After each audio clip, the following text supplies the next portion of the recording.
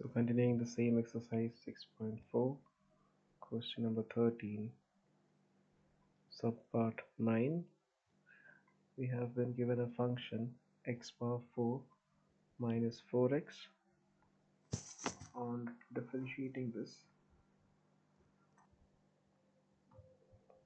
we get 4x cube minus 4. Let's take 4 common, we get x cube minus 1. Let's equate this to 0. Now it's quite clear that 4 is not going to be equals to 0, but x cube minus 1 could be equals to 0.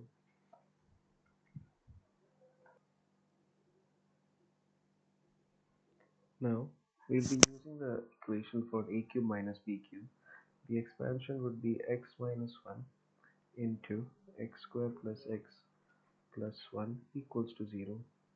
So this would mean x would be equals to 0, or x square plus x plus 1 equals 0. So that is x is equals to 1, or to make this a perfect square, what we can write is, as x square, then here we already have 2x, so we need 2 into x. Now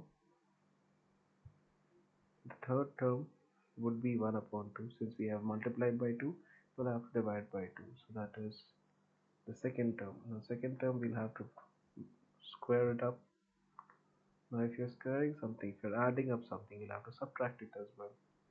So we are adding 1 by 4, and we'll have to subtract the same term, that is 1 by 4 we are going to subtract plus 1 equals 0.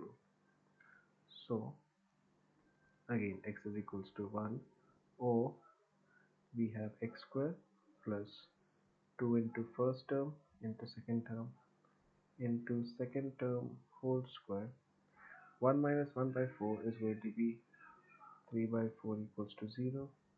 So we have this as x plus 1 by 2 whole square plus 3 by 4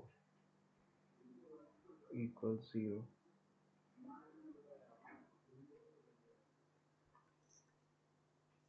Now it's quite clear that x plus 1 by 2 whole square plus 3 by 4 would naturally be greater than 3 by 4, which is greater than 0.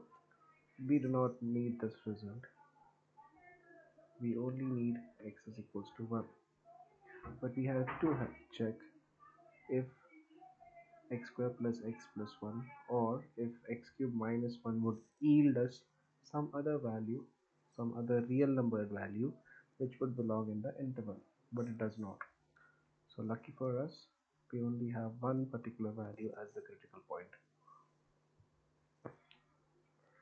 So let's just draw the number line from minus infinity to plus infinity and place the value 1 on it.